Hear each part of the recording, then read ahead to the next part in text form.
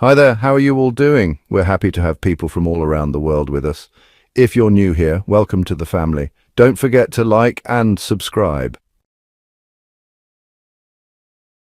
Putin has made an attractive offer to the Houthis, and now the Houthis are laying out their conditions to Saudi Arabia and the UAE to end the war.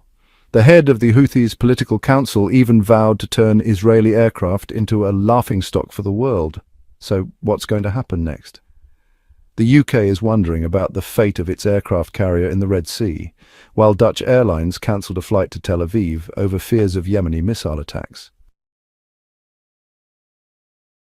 After years of brutal conflict between the Houthis and the Saudi-led Arab coalition, Yemen is now turning the tables, setting its own terms to end the war. According to Reuters, the Houthi government in Sana'a, through senior member Hizam al-Assad, laid out the conditions: a full military withdrawal, an end to interference in Yemen, compensation for damages, reconstruction efforts, back pay for both public and private sector employees covering 10 years, and the handing over of what they call traitors and collaborators to Yemeni justice. These steps could ease public anger after years of suffering. On the flip side, Yemeni Presidential Council head Rashad al-Alimi called on Russia to support efforts to restore the Yemeni Republic from Houthi control. We need Russia's help to bring back the Yemeni Republic. Putin responded by emphasizing the historical ties between Yemen and Russia, and said his country wants to play a neutral role in achieving peace. He even proposed opening a Russian embassy in Sana'a as a first step. Political analysts believe this move by Putin could be seen as official recognition of Sana'a as a legitimate authority. According to the BBC, Mahdi al-Mashat, head of the Supreme Political Council in Sana'a, warned that their armed forces will soon be able to make Israeli aircraft a global joke. Our air defenses are ready to deal with them decisively. We have weapons capable of deterring such attacks. Sana'a authorities have warned companies that Israeli aircraft flight paths are considered dangerous zones to ensure the safety of both air and sea navigation in military areas. Good news will be announced soon. According to the BBC,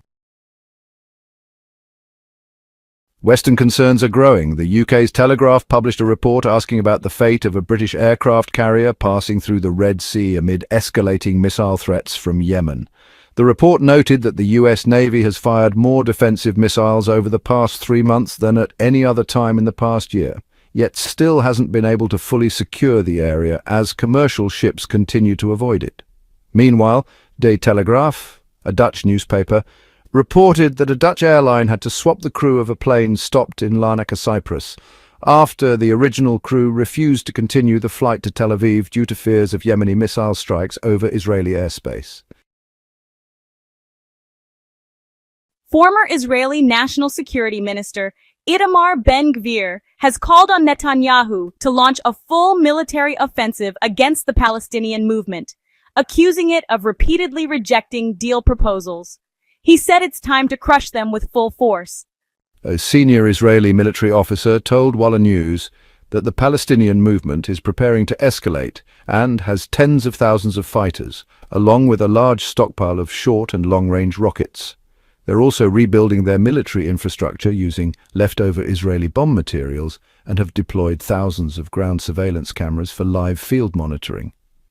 As for negotiations, Walla reported that a new proposal from mediator Steve Wietkopf was fully coordinated with Netanyahu and discussed by Minister Ron Dermer during a recent trip to Washington. However, the same outlet said Tel Aviv has warned the Palestinian movement that if it rejects the CIA director William Burns' plan, known in the media as the Wietkopf proposal, Israel's willingness to withdraw from Gaza will drastically decrease. Channel 12 in Israel revealed that IDF Chief of Staff Herzi Halevi said in closed meetings that finalizing a hostage exchange deal would allow Israel to shift its focus back to the Iranian file. On the international stage, Finland's foreign minister condemned Israel's approval of 22 new settlements in the West Bank, saying it undermines peace efforts and violates the two-state solution principles. And according to AFP, French President Emmanuel Macron said France is determined to re-evaluate its stance toward Tel Aviv is under growing pressure, especially if there's no real improvement in the humanitarian situation in Gaza.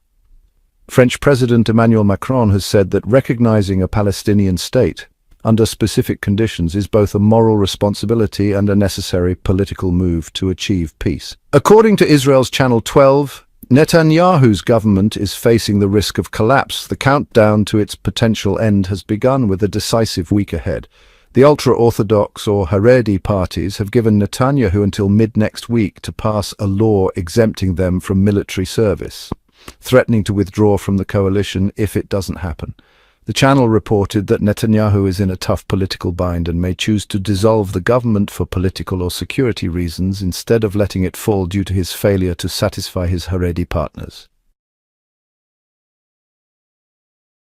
In another development, Israeli journalist Barak Ravid revealed that Tel Aviv blocked a delegation of Arab foreign ministers, including those from Saudi Arabia, Egypt, Jordan, the UAE, Qatar and Turkey, from entering Palestinian Authority-controlled areas. This was reportedly based on a decision by a senior Israeli political official.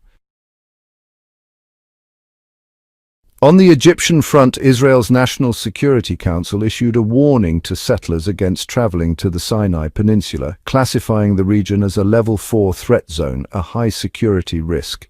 This reflects serious concerns about potential danger to Israelis in the area.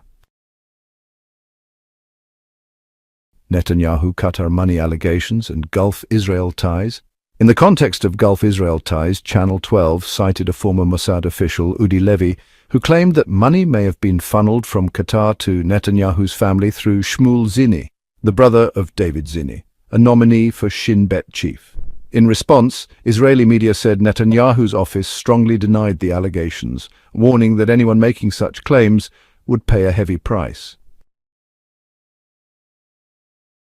According to the Wall Street Journal, U.S. officials say Washington is preparing to present a set of terms to Tehran, demanding an end to uranium enrichment, warning of serious consequences if Iran refuses to comply. The U.S. administration hopes that any potential agreement with Iran will ease Israeli fears and delay any looming Israeli strike.